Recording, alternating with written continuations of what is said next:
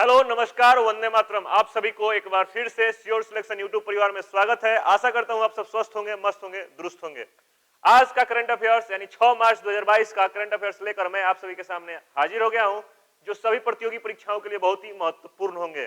चाहे आप कोई भी सीयू सीईटी का एग्जाम देना चाहते हैं, चाहे कोई वनडे एग्जाम देते हैं, उसके लिए बहुत ही महत्वपूर्ण करंट अफेयर्स आपके सामने आज का मैं उपलब्ध करा दिया हूं, जो कि आज 6 मार्च का है। सबसे पहले हम लोग जानेंगे कि जो यह मिशन चल रहा है, मिशन गंगा, उसके पहले भी बहुत सारे विदेश से लाए जाने के लिए क्या चल गया है, बहुत सारा ऑपरेशन चल चुका है हमारे भारत में। इसको सबसे पहले जान लेते हैं कि कितने मिशन चल चुके हैं, कितने ऑपरेशन हो चुके हैं। इससे पहले 9 ऑपरेशन हो गए, यानी मिशन गंगा के तहत, मिशन गंगा के जैसा अभी तक भारत में 9 ऑपरेशन हो चुके हैं, यानी विदेश से, फॉरेन में फंसे हुए लोगों को लाने के लिए भारत में 1990 से 2022 तक देश लाने के लिए चलाए गए 9 बड़े ऑपरेशन। आइए जानते हैं कि कौन कौन सा वो ऑपरेशन है, कौन कौन से ऑपरेशन के तहत कहां फंसे हुए भारतीय को भारत में लाया गया। देखते हैं आज आपके सामने, आपके स्क्रीन पे। सबसे पहले अभी जो चल रहा है यूक्रेन रसिया की युद्ध में यूक्रेन से भारत में लाने के लिए जो ऑपरेशन चल रहा है, उसका नाम है ऑपरेशन गंगा। ऑपरेशन गंगा के तहत जो है यूक्रेन से क्या किया जा रहा है भाई, यूक्रेन से भारत में लाए जा रहे हैं छात्रों को। देखिए क्या है, भारत सरकार की बहुआयामी निकासी पहल है यह, भारत सरकार की यह बहुनियामी निकासी पहल है। क्या है, रूस और यूक्रेन में युद्ध छिड़ने के कारण यूक्रेन में फंसे भारतीयों को, छात्रों को निकासी अभियान है। यानी यूक्रेन में जितने भी छात्र फंसे हुए हैं उसको भारत लाने का यह अभियान है, ऑपरेशन गंगा। ऑपरेशन गंगा के तहत लगभग 20,000, 18,000 या 20,000, 18,000 से 20,000 फंसे भारतीय छात्र को यूक्रेन से निकाला जाएगा। अभी तक 12,000, 13,000 के आसपास आ चुके हैं। ठीक है, 13,000 के आसपास ला चुके हैं। भारत सरकार ने एक समर्पित ट्विटर हैंडल ओपी गंगा, क्या है भाई, ओपी गंगा को भी एक्टिवेट किया हुआ है। यानी भारत सरकार ने एक ट्विटर हैंडल को एक्टिवेट किया है, उसका नाम है ओपी गंगा। ठीक है, इस ऑपरेशन के तहत कौन कौन से सहयोग में आए हुए हैं, तो air India express, Indigo, spice jet, Indian air force यानी आईएएफ 26 फरवरी 2022 से चल रहे निकासी अभियान में अब तक ये भारत में लगभग 13,000 भारतीय छात्र को ला दिए हैं यूक्रेन से। ठीक है, यह है अभी जो 2022 में 26 फरवरी से यह ऑपरेशन गंगा चल रहा है, यूक्रेन में फंसे भारतीयों के लिए यह पहल है लाने के लिए। दूसरा आपके सामने दिखाई पड़ रहा है ऑपरेशन देवी शक्ति, अगस्त 2021 का यह अभियान है, ऑपरेशन है। क्या है भाई, इसके तहत कहां से, देश में कौन सा देश से भारतीय को लाया गया, अफगानिस्तान में तालिबानी राज स्थापित करने होने पर भारतीय देश लाने के लिए। देखिए अफगानिस्तान में तालिबान का क्या हो गया भाई, वर्चस्व हो गया। अफगानिस्तान में तालिबान का क्या हो गया, वर्चस्व हो गया। यानी इस ऑपरेशन देवी शक्ति के तहत अफगानिस्तान में फंसे हुए भारतीयों को लाया गया ऑपरेशन देवी शक्ति के तहत। कौन सा, अगस्त 2021 में, अगस्त 2021 में ऐसा किया गया है, अगस्त 2021 में। ठीक है, 2021 में किया गया, अगस्त 2021 में। आपके सामने दिखाई पड़ रहा है मई 2021 में क्या किया गया भाई, मई 2021 में किया गया है ऑपरेशन समुद्र सेतु। ऑपरेशन समुद्र सेतु के तहत क्या किया गया है, ऑपरेशन समुद्र सेतु के तहत क्या किया गया है, मई 2021 में कोरोना काल में कुवैत, सिंगापुर और कतर से भारतीयों को लाने के लिए काम किया गया। क्या गया भाई कि वहां पे कुवैत में, कतर में और सिंगापुर में भारतीयों, कोरोना काल हुआ था तो भारतीयों को आना था भारत में, तो उसके तहत एक मिशन चलाया गया, एक ऑपरेशन चलाया गया, उसका नाम रहा ऑपरेशन समुद्र सेतु।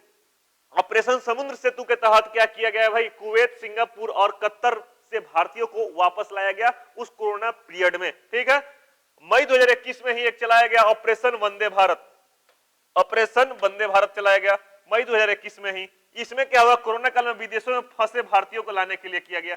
इस ऑपरेशन वंदे भारत के तहत क्या किया गया कि पूरे विदेश में जितने भी देश से दूसरे देश में गए थे, जहां पे भी लोग गए हैं इंडियन, वहां से लाने के लिए ऑपरेशन वंदे भारत चलाया गया, मई 2021 में ही चलाया गया। इस ऑपरेशन के तहत, ऑपरेशन समुद्र सेतु के तहत जो है सिंगापुर, कुवैत और कतर से भारतीयों को लाया गया। लेकिन जब पूरे देश में ऐसा किया गया, पूरे देश से लाया गया, वो रहा ऑपरेशन वंदे भारत। नेक्स्ट देखते हैं अप्रैल 2015 में जब चलाया गया था ऑपरेशन राहत चलाया गया। ऑपरेशन राहत के तहत क्या किया गया, यमन और हुती विद्रोहियों के बीच छिड़े जंग में भारतीय को लाने के लिए किया गया।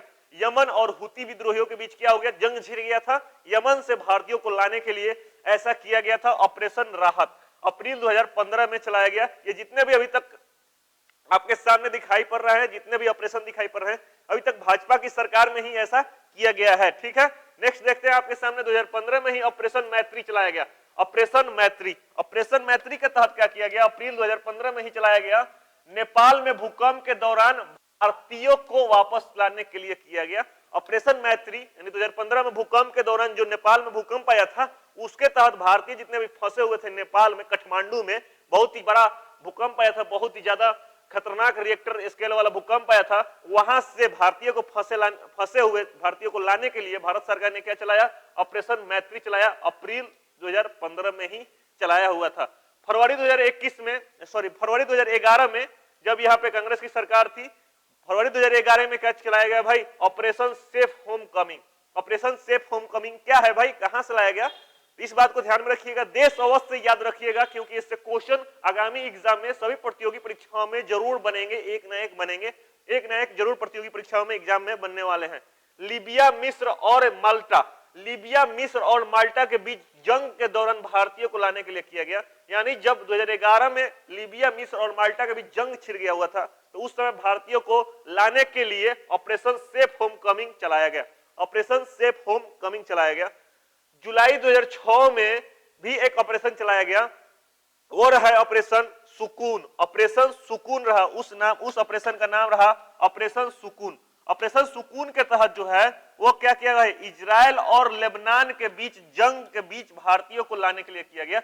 इजराइल और लेबनान के बीच जब जंग छिड़ गया था, तो उस समय भारतीय जो फंसे हुए थे इजराइल में और लेबनान में, तो क्या किया गया भाई, ऑपरेशन सुकून के तहत लाया गया भारत में 2006 में।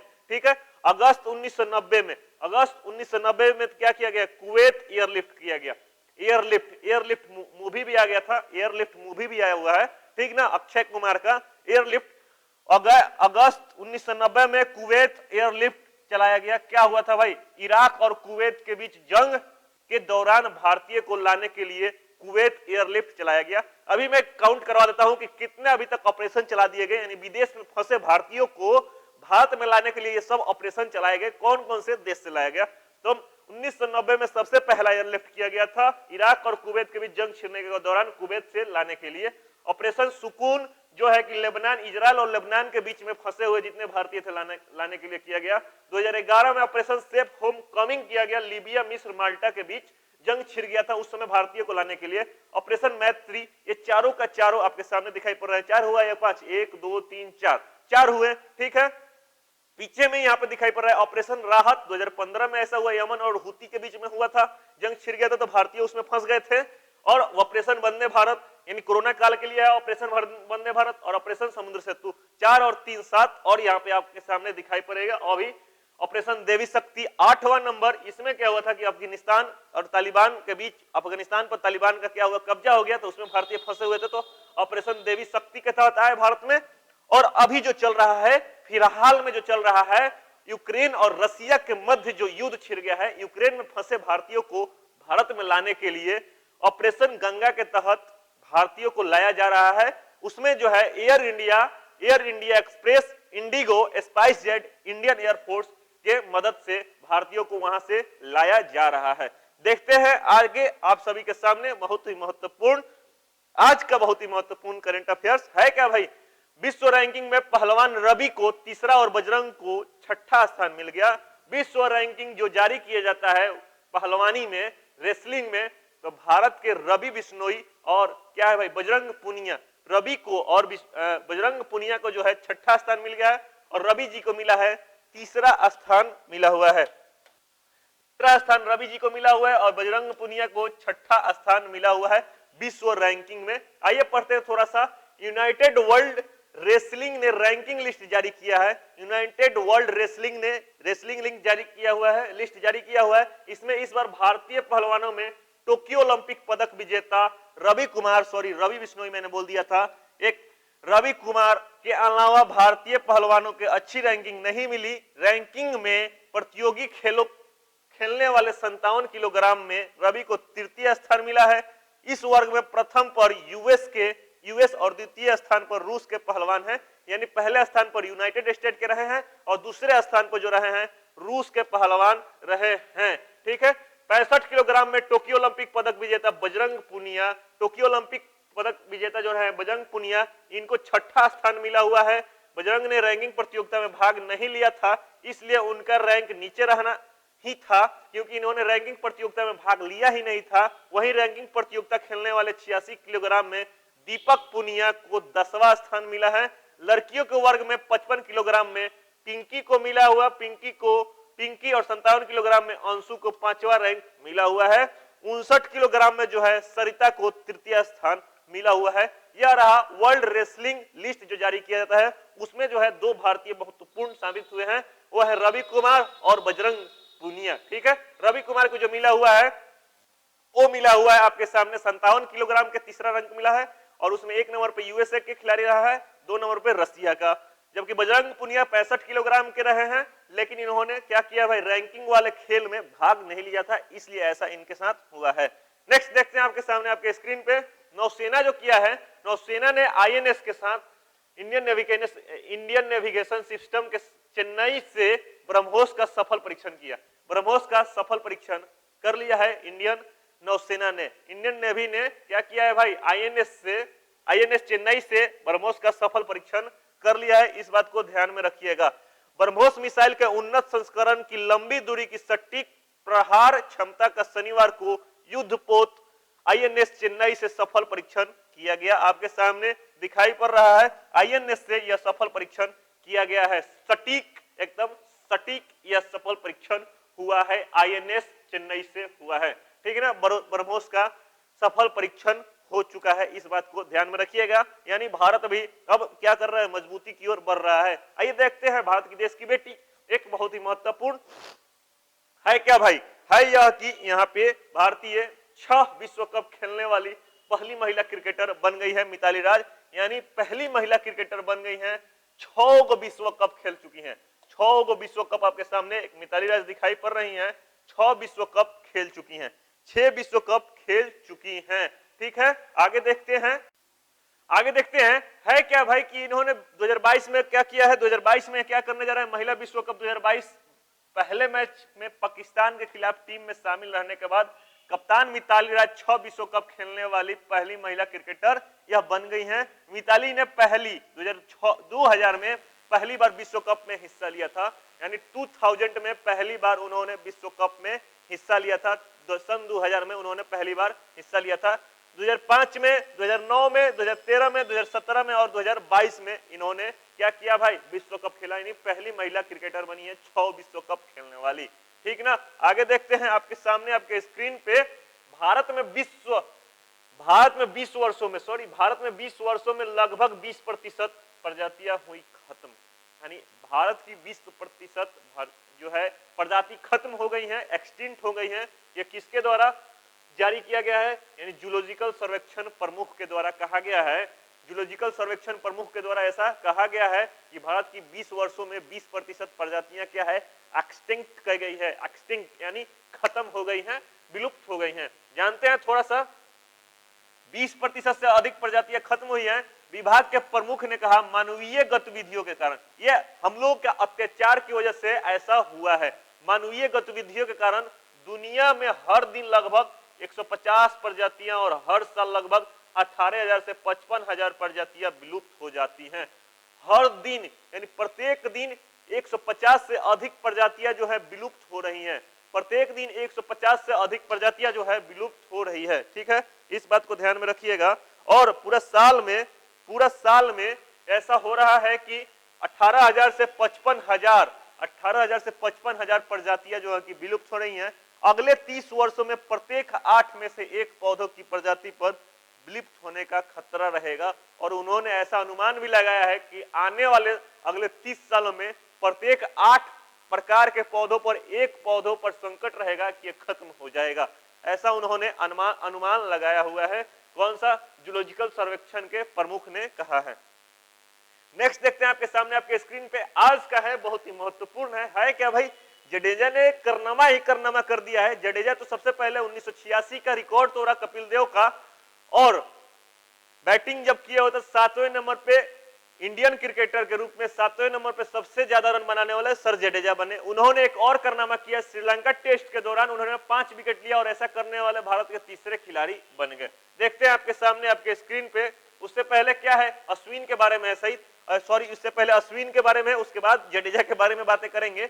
है क्या यहाँ पे, अश्विन जो है, अश्विन जी क्या किए हैं, अश्विन ने क्या किया है, तोड़ा कपिल देव का रिकॉर्ड, टीम इंडिया को जीत से, सॉरी अभी जानते हैं कि अश्विन जो है क्या किए हैं, अश्विन जो है क्या किए हैं, वो कपिल देव का रिकॉर्ड तोड़ दिया है। विकेट लेने के मामले में अश्विन ने कपिल देव का रिकॉर्ड तोड़ा है, इस बात को ध्यान में रखिएगा। इससे पहले अनिल कुंबले सबसे ज्यादा विकेट लिए हुए हैं। अनिल कुंबले जो है मैच खेले हुए 132 विकेट लिए हुए हैं, 619 विकेट लिए हुए हैं, 619 विकेट लिए हुए हैं। और उसके बाद आर अश्विन जो है, आर अश्विन मैच खेले 85 और विकेट लिए हैं 435 स्टार, यानी मैच अभी चल रहा था, लेकिन उन्होंने किसका रिकॉर्ड तोड़ दिया, रिकॉर्ड तोड़ दिया है कपिल देव जी का रिकॉर्ड तोड़ दिया है। विकेट उन्होंने लिया था 434 विकेट लिया हुआ था, 435 विकेट लेकर इन्होंने कपिल देव जी का रिकॉर्ड तोड़ दिया है। अभी तक भारतीय क्रिकेट में कपिल देव का रिकॉर्ड इन्होंने तोड़ दिया है। देखते हैं नेक्स्ट आपके सामने आपके स्क्रीन पर। इससे पहले मैंने चर्चा कर दिया कि जडेजा ने ऐसा करने वाले भारतीय और क्रिकेटर के रूप में मात्र एक खिलाड़ी बन गए हैं। एक टेस्ट मैच में 150 रन और एक पारी में 5 विकेट लेने वाले भारतीय के नाम में दर्ज हो गए। कौन दर्ज हो गए, सर जडेजा। पुष्पा झुकेगा नहीं साला, पुष्पा झुकेगा नहीं, है क्या भाई। इससे पहले कौन कौन है, विनू मांकर इससे पहले किए हुए 184 रन बनाए हुए हैं, 5 विकेट 196 रन देकर 5 विकेट लिए हुए थे इंग्लैंड के खिलाफ 1952 में विनू मांकर। पॉली उमिरगर जो है 172 रन बनाए हुए थे और 5 विकेट लिए हुए थे 107 रन देकर। आइए जडेजा का रिकॉर्ड देखते हैं। ये लोग तो बहुत ही फेलियर हो जाएंगे वहां पे जडेजा के सामने। है क्या भाई, जडेजा, सर जडेजा का पुष्पा बने हुए हैं, 175 रन नवाज रहे और 5 विकेट लिए 41 रन देकर श्रीलंका के खिलाफ टेस्ट मैच में 2022 में अभी चल रहा है भाई। और ये तो 1962 का कारनामा है, 1952 का है। रिकॉर्ड तोड़ने के माहिर में अभी हमारे देश के 2 खिलाड़ी आ गए सामने, सर जडेजा और आर अश्विन। ठीक है, नेक्स्ट देखते हैं आपके सामने आपके स्क्रीन पे आगामी प्रतियोगी परीक्षाओं के लिए बहुत ही महत्वपूर्ण करंट अफेयर्स। जानते हैं आपके सामने 28 वर्षीय आर प्रिया किस शहर की सबसे युवा मेयर बन गई हैं। कौन से शहर की सबसे युवा मेयर बनी है, उनका नाम है आर प्रिया। चेन्नई शहर की सबसे युवा मेयर बनी है आर प्रिया, इस बात को ध्यान में रखिएगा, सबसे कम उम्र की मेयर बनी हुई है। कौन सा राज्य होलोंगी में ग्रीनफील्ड हवाई अड्डे का निर्माण करेगा, ग्रीनफील्ड हवाई अड्डे का निर्माण करेगा, वो है अरुणाचल प्रदेश। राज्य जो है होलोंगी में ग्रीनफील्ड हवाई अड्डे का निर्माण करने जा रहा है। यानी ग्रीनफील्ड का मतलब है सिर्फ हवाई जहाज जहां पे उतरेगी वहां पे ही सिर्फ क्या रहेगा भाई, सपाट रहेगा, उसके बाद आसपास फील्ड ही फील्ड रहेगा, यानी घास की मैदान रहेंगी। भारतीय एक्सा लाइफ इंश्योरेंस एक इंश्योरेंस कंपनी है, उसके नई ब्रांड एम्बेसडर कौन बना है, विद्या बालन, जो कि ओपन चैलेंज करती है, ओपन बोलती है, ठीक है ना। मिशन मंगल में इनका रूप देखा गया। फाइनेंशियल एक्शन टास्क फोर्स फाफ्ट, क्या है भाई, फाइनेंशियल एक्शन टास्क फोर्स फाफ्ट ने किस देश पर अपनी ग्रे सिस्टम में शामिल किया है, वो है संयुक्त अरब अमीरात को, यूएई को क्या किया है, फाफ्ट ने अपने शामिल कर दिया है, अपने लिस्ट में, ग्रे लिस्ट में शामिल कर दिया है। ग्रे लिस्ट में फाफ्ट ने क्या किया है भाई, शामिल किया हुआ है, यूएई को शामिल कर लिया है। आगे देखते हैं 12वें ICC women cricket of the world क्या है भाई, कप 2022। 12वें ICC women cricket of the world cup 2022 का आयोजन किस देश में किया जा रहा है, वो है न्यूजीलैंड में किया जा रहा है, जहां पे हमारी देश की खिलाड़ी वहां पे पहुंच चुकी है।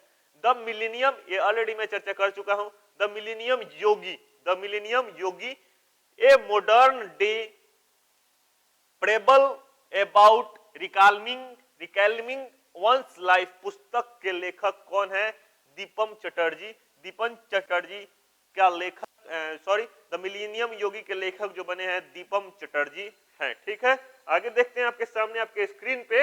रुके रहिएगा, बने रहिएगा, क्योंकि मैं अभी चर्चा करने जा रहा हूं रूस ने यूक्रेन पर किस तरह से कब्जा जमाया है धीरे धीरे कर कर। किस ऑटोमोबाइल कंपनी ने इलेक्ट्रिक वाहनों के लिए एक नया ब्रांड विड्डा बनाया है? उसका नाम है हीरो मोटोकप। हीरो मोटोकप बहुत ही लाजवाब है। अभी तक के क्षेत्र में उन्होंने एक नया ब्रांड बनाया है विड्डा। ठीक है, कौन सी एयरलाइंस सिनहेलियन सोलर फ्यूल, क्या है भाई? सिनहेलियन सोलर फ्यूल का उपयोग करने वाली विश्व की पहली एयरलाइन बन जाएंगी? वो है स्विस सोलर एविएशन। कौन सी एयरलाइंस जो है वो सिनहेलियन सोलर फ्यूल का इस्तेमाल करने वाली विश्व की पहली एयरलाइंस बनने जा रही है? वो है स्विस सोलर एविएशन के द्वारा। देखते हैं नेक्स्ट आपके सामने आपके स्क्रीन पे है क्या भाई? अनुभव नामक एक चलते फिरते मोबाइल शोरूम को, क्या भाई? अनुभव, उस शोरूम का नाम है भाई अनुभव। क्या भाई? अनुभव एक्सपीरियंस, सॉरी। अनुभव नामक एक चलते फिरते मोबाइल शोरूम को किस कंपनी ने लॉन्च किया है? टाटा मोटर्स। टाटा मोटर्स ने एक एक ब्रांड बनाता है, इतना यूनिक ब्रांड बनाता है टाटा मोटर्स। है क्या भाई? ये चलता फिरता एक मोबाइल शोरूम बनाया है, उसका नाम है अनुभव, टाटा मोटर्स के द्वारा बनाया गया।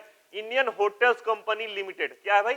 इंडियन होटल्स कंपनी लिमिटेड ने भारत में अमूर्त संस्कृति विरासत को संरक्षित करने के लिए किसके साथ भागीदारी किया है? यूनेस्को के साथ। यूनेस्को के साथ जो है विश्व धरोहर लिस्ट जिसमें शामिल होता है, उसमें इंडियन होटल्स कंपनी लिमिटेड ने क्या किया है भाई? अपने साथ संरक्षित करने के साथ भागीदारी कर लिया है। किस राज्य में भारत का पहला फ्लोटिंग, क्या है? फ्लोटिंग स्टोरेज एंड, क्या है भाई? रिजेसिफिकेशन यूनिट यानी FSRU floating storage and regasification unit प्राप्त हुआ है? वो है महाराष्ट्र राज्य में। महाराष्ट्र राज्य में जो भाई एक तैरता हुआ स्टोरेज भी निर्माण कर दिया गया महाराष्ट्र राज्य में। आगे देखते हैं अनारक्षित प्लेटफॉर्म, क्या है भाई? अनरिजर्व प्लेटफॉर्म जिसको बोलते हैं अनारक्षित प्लेटफॉर्म।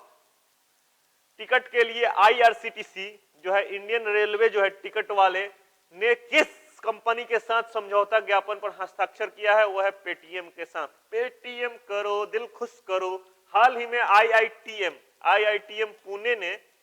पुणे में किसका शुभारंभ किया गया है? वो है अंतरराष्ट्रीय मानसून परियोजना कार्यकाल का हाल ही में जो है शुरुआत किया गया है, यानी मार्च में ही शुरुआत किया गया है। इस बात को ध्यान में रखिएगा। देखते हैं नेक्स्ट आपके सामने आपके स्क्रीन पे, हाल ही में 2022 में शीतकालीन पैरालंपिक खेलों को किस देश ने एथलीटों का रोक लगा दिया है? देखिए भाई, अभी जो है यूक्रेन और रसिया के मध्य युद्ध चलने के कारण पूरे विश्व का देश के कोना कोना जो है झेलेगा यह बात। ये सोच लीजिएगा, झेलने जा रहा है पूरा विश्व का देश।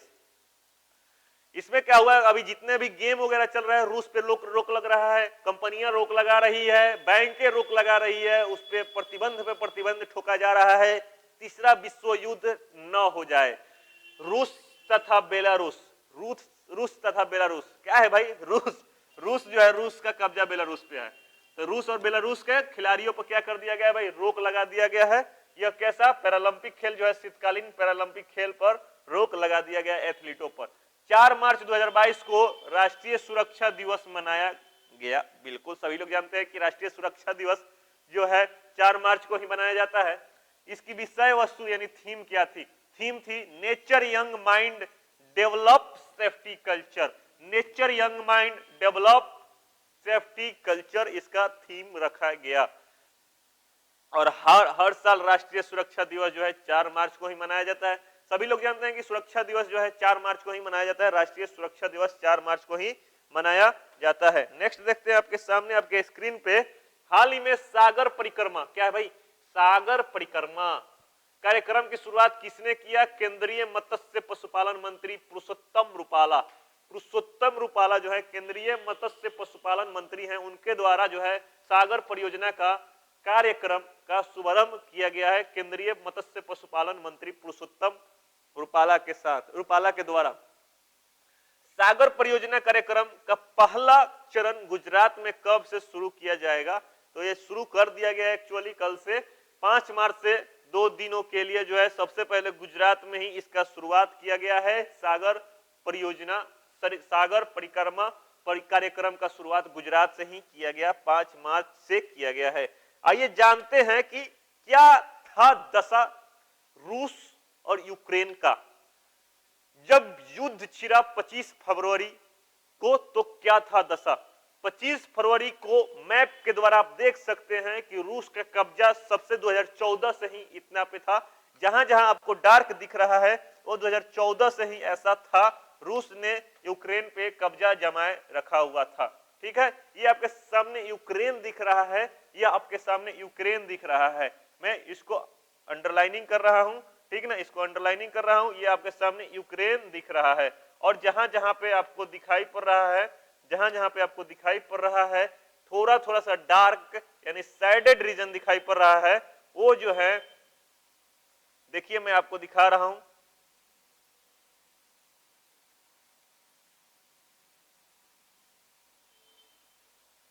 ये आपके सामने दिखाई पड़ रहा है यूक्रेन, यूक्रेन आपके सामने दिखाई पड़ रहा है। लेकिन ये 2014 में ही रूस यहाँ पे पहुंच चुका था। कहां पे भाई, यहाँ पे पहुंच चुका था, 2014 से ही यहाँ पे पहुंचा हुआ है ऑलरेडी। ठीक ना, जहां जहां पे मैं सर्कल कर रहा हूं, डार्क कर रहा हूं, यानी चारों तरफ से पहले से रूस पहुंचा हुआ था। क्रीमिया को पहले से कब्जा कर रखा हुआ था, 2014 से ही क्रीमिया को कब्जा कर रखा हुआ था। आपके सामने यहाँ पे ब्लैक सी दिखाई पड़ रहा है, ये ब्लैक सी है भाई, ये ब्लैक सी है, ठीक ना, ब्लैक सी है जिसमें रूस का कब्जा हो चुका है, रूस का कब्जा हो चुका है। ये 25 फरवरी का आपको दिखाई पड़ रहा है। और बेलारूस, आपको ना पता ही होगा कि बेलारूस में रूस जो है ऑलरेडी क्या करके रखा हुआ है, अपना सेना यहाँ पे अभ्यास के लिए उतार कर रखा हुआ है बेलारूस में। ठीक है, क्रीमिया में ऑलरेडी रूस का कब्जा था। यह था 25 फरवरी का, आपके सामने स्क्रीन पर दिखाई पड़ रहा है 25 फरवरी का हाल। यूक्रेन और रसिया के जब मध्य युद्ध न छिड़ा हुआ था तब, यानी जेलेंस्की और पुतिन के बीच अभी कुछ बातें नहीं हुई थी तब, ये आपके सामने दिखाई पड़ रहा है। रोमानिया जो है एक क्या है भाई, रोमानिया जो है रूस का सपोर्टर है, यानी ये विद्रोही वहां पे लोग रहते हैं। ठीक ना, इस बात को ध्यान में रखिएगा, यानी रोमानिया की तरफ से भी रूस का कुछ कब्जा है। अब देखते हैं 5 मार्च को आपको दिखाई पड़ रहा है कि रूस का वर्चस्व बढ़ गया है। यहाँ पे आपको दिखाई पड़ रहा है, यहाँ पे आपको दिखाई पड़ रहा है 25 फरवरी का आपको दिखाई पड़ रहा है 25 फरवरी 2022 का नक्शा दिखाई पड़ रहा है आपको, 25 फरवरी का दिखाई पड़ रहा है। और यहाँ पे आपको दिखाई पड़ेगा 5 मार्च यानी कल तक का वर्चस्व क्या हुआ, कितना बढ़ गई रूसी सेना। देखिए कहां तक बढ़ी है, पहले सिर्फ क्रीमिया तक ही समिति हुई थी, अब बढ़कर यहां तक यानी जेपोरिजिया तक पहुंच गई है। यहाँ पे 6 परमाणु रिएक्टर को भी पकड़ ली है, 6 एटम रिएक्टर को भी यो क्या अपने कब्जा में ले ली है, 6 एटम रिएक्टर को ही अपने कब्जा में ले ली है। यहाँ पर खार्किव में पहुंच गई है अच्छा से, चेर्नहिरमा में पहुंच गई है अच्छा से, चेर्नोबिल में पहुंच गई है, जहां पे पहले एक बार हो चुका है 1986-87 के करीब में, एक बार वहां पे त्रासदी आ चुकी है। बेलारूस में तो पहले से है ही, क्यू में पहुंचने वाली है, क्यू आपके सामने दिखाई पड़ रहा है, क्यू में पहुंचने वाली है। और हाँ, सुम्मी आपको दिखाई पड़ रहा है। अभी तक दिमाग में रखना होगा कि खार्किव से भारतीय जितने भी लड़ाके थे, भारतीय लड़के जितने भी थे वहां पर मेडिकल साइंस के लिए गए हुए थे, वहां से भारतीय गंगा ऑपरेशन गंगा के तहत सभी आ गए हैं, वापस भारत में आ गए। बस अब थोड़ा सा भारतीय छात्र जो फंसे हुए हैं वहां पे यूक्रेन के सुम्मी में फंसे हुए हैं। कहां पे फंसे हुए हैं भाई, सुम्मी में फंसे हुए हैं। यहीं से थोड़ा सा निकालने में देरी हो रही है, जिसमें रूस मदद कर रहा है वहां से निकालने में। और यूक्रेन जो है इसके तहत, यूक्रेन जो है इसमें जो है मदद करने में असफल रह रहा है। यूक्रेन मदद नहीं कर रहा है। यहां तक पता चल रहा है कि यूक्रेन जो है भारतीय लड़कों को क्या कर रहा है भाई, एक बिचवनिया के रूप में अप्लाइड कर रहा है, जिसको बीच में रखकर अप्लाई कर रहा है। ठीक ना, जिसके तहत रूस जो है उस पर दया बरपा रहा है, रूस दया बरपा रहा है। सुम्मी से जो है, सुम्मी आपको दिखाई पड़ रहा है, सुम्मी यहाँ पे है, सुम्मी आपको दिखाई पड़ रहा है, जहां पे अब रसिया का कब्जा आ गया है, यानी यहाँ पे रसिया का कब्जा अब आ गया है। रसिया का कब्जा अब आ गया है, सुमी में अब रसिया का कब्जा आ गया है। ठीक है, यहां तक रसिया का कब्जा आ गया है। खार्किव से जो है भारतीय लड़के निकल चुके हैं। ठीक है, यहीं पे सबसे ज्यादा भारतीय लड़के थे जो वहां पे मेडिकल कॉलेज के लिए, मेडिकल साइंस के लिए पहुंचे हुए थे। आशा करते हैं आपके सामने यह मैप के द्वारा कुछ समझ में आ रहा होगा, जिस पे 5 मार्च तक क्या किया गया है, बढ़ गया है रूसी सेना। 5 मार्च तक बढ़ गया है रूसी सेना, कितने 5 मार्च तक यानी कल तक रूसी सेना कितना बढ़ गया है आज भी पता चल जाएगा। यानी कल का करंट अफेयर्स में मैं लेकर आऊंगा कि अब कितना बढ़ गया है और क्या होने वाला है आगे। अभी मैं बता दूं आप सभी को कि इससे किसको घाटा हो रहा है। तो अभी सेंसेक्स बहुत ही ज्यादा टूट गया, लगभग 1500 करोड़ का घाटा में जा रहा है सेंसेक्स, यानी शेयर मार्केट पूरा का पूरा गिर गया है। सिर्फ डिफेंस कंपनियां राजा बन रही है। आपको मैं बता दूं कि सिर्फ डिफेंस कंपनियां जो है, सिर्फ डिफेंस कंपनियां को ही शेयर में सबसे ज्यादा फायदा हो रहा है, डिफेंस कंपनियां। और डिफेंस कंपनियां कहां की है, अमेरिका की सबसे ज्यादा डिफेंस कंपनियां हैं, अमेरिका की सबसे ज्यादा डिफेंस कंपनियां हैं। ठीक है ना, अमेरिका में सबसे ज्यादा डिफेंस कंपनियां हैं, इसलिए अमेरिका को सबसे ज्यादा इसको फायदा हो रहा है।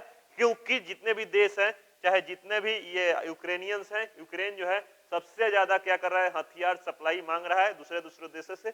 और दूसरा देश कहां से लेकर दे रहा है भाई, डिफेंस कंपनियां से। और डिफेंस कंपनियां का शेयर मार्केट बहुत ही उछाल पे है, लगभग कोई डिफेंस कंपनियां का शेयर तो 50% से ऊपर भी गया है, कोई की 23%, 17%, 15%, यानी एवरेज जो माना गया है लगभग 25% तक फायदा पहुंच रहा है डिफेंस कंपनियां का शेयर मार्केट में। आशा करता हूं आप सभी को आज का करंट अफेयर समझ में आया होगा। आगामी प्रतियोगी परीक्षाओं के लिए कितना महत्वपूर्ण करंट अफेयर्स है और कितना अच्छा लगे आप सभी को कमेंट सेक्शन में इसका जरूर फीडबैक दीजिएगा। चैनल पर नए होंगे तो सब्सक्राइब जरूर कीजिएगा, शेयर करना बिल्कुल भी ना भूलिएगा। जय हिंद।